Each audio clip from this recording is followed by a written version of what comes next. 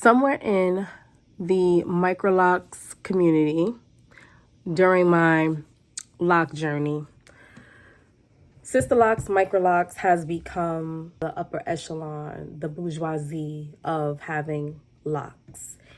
I don't know where this came from. I have an idea. I'm going to discuss it in this video. But I want to start off with telling you all, especially if you have Microlocs, that your Microlocs should not be a luxury.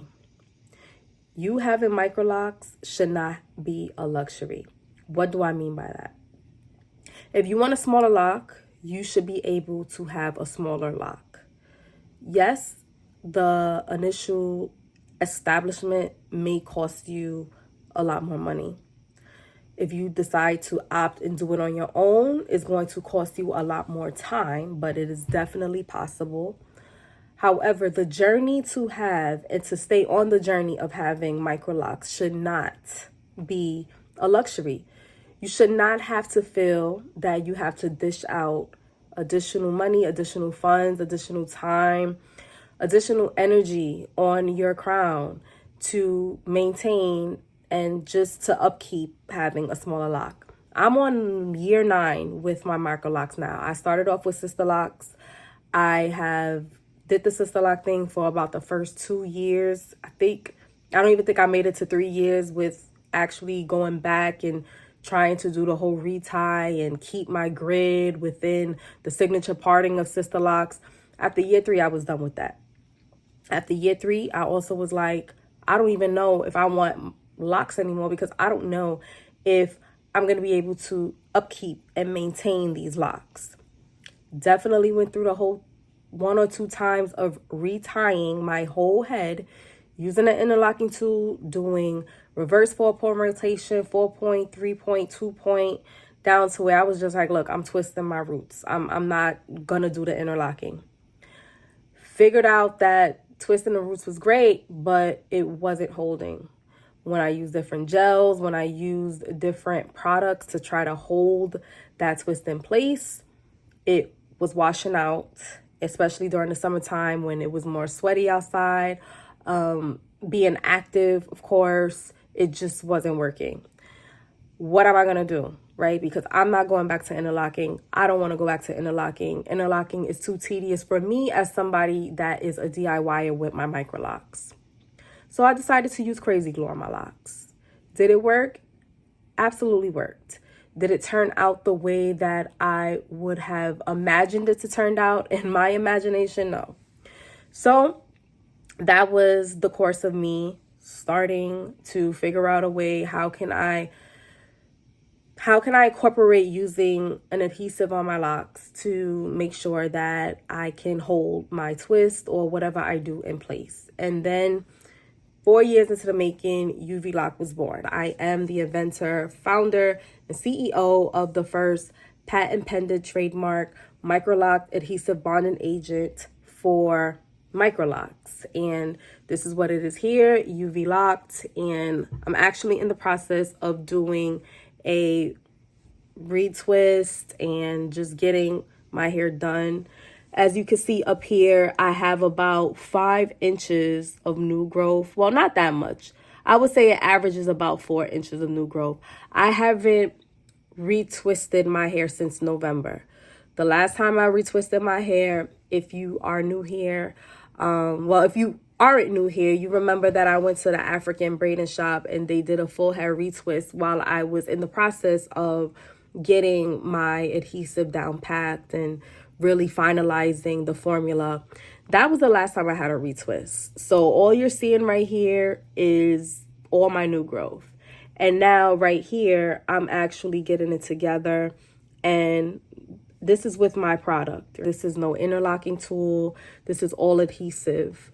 This is the main one I'm using, which is the classic blend, but I do have some locks that I have to reattach and reconstruct, and that's where I use my UV blend, which accompanies with a UV light to be able to cure the adhesive down to make sure that those locks go nowhere. But I want to show this in real time as I'm going through the process, bringing it back to your Microlocs should not be a luxury, because I feel that we are definitely entering a season where more people, not even just with locks, but just basic self-care maintenance, are going to start doing it themselves. I'm a tomboy. I always been a tomboy. I've never been the type of girly to be getting the manicures and pedicures and all of that stuff, right? So, and I also have two little ones that I still have to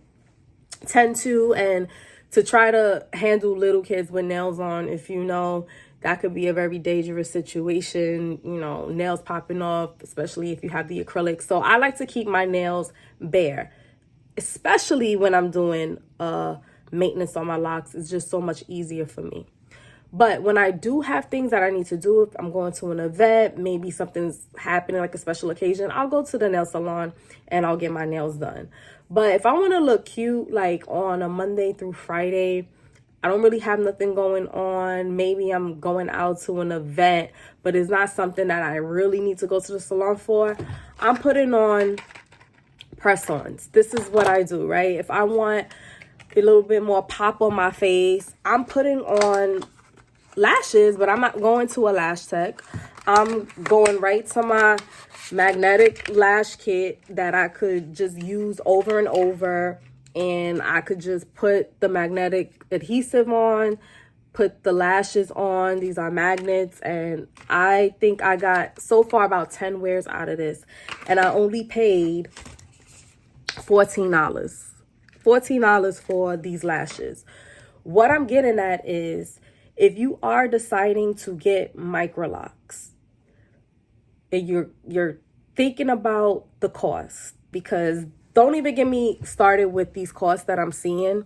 It's pissing me off. But this is also another reason why I don't follow locticians for real. I mean, maybe one or two. But as far as like, I really try to keep my distance from the Microloc space, because it's a lot of stuff going on that I don't agree with. If you're watching this and you have the idea in your head that you would never use an adhesive to maintain your locks, that's absolutely fine. But there's going to be somebody out there that this is going to be their saving grace when it comes to their Microlocs and saving their Microlocs. If you are interested in understanding a little bit more of how my product can help you if you have a smaller type of lock, or even if you're thinking about having a smaller type of lock, but you don't want to continue to go outward to maintain your locks, then go to uvloc.co. I will definitely link it down below. You can actually see the products below. My store is linked to this channel. Go ahead, see how UVloc can help you. We have many customers who already are giving reviews, and we are only about like a month and like 2 weeks in from when we did the pre-launch, and we're already getting a lot of just good feedback. And I'm just so happy that this product is reaching the people that it needs to reach. But as I conclude this video, because I got to get back to retwisting and maintaining my locks, do not feel like you can't get locks because of what you see on the internet. And don't believe everything you see on the internet as well, as far as when it comes to what you should be paying for the upkeep of these Microlocs. I'll make a different video for another time, because I don't want to get too deep into the woods with this particular video. But to wrap up, in 2025, going into 2026, I want you to think about, if you really want a smaller type of lock, how is that going to determine, how is it going to fit in your budget, right? Because I could tell you right now, a UV Locked Ultimate Bundle Kit, right now I think it's going for like $200 on uvloc.co, which includes a whole kit and also a virtual session on how you can maintain your locks. And it shows you tips and tricks, lock reconstruction, and man, if you have a lock that popped off, show you that. Basic maintenance, show you that. how to combine locks or repair holes in your locks, show you that. Lock extensions, show you that. So think about how you want your money to work for you. We are living in a time now where nothing is guaranteed.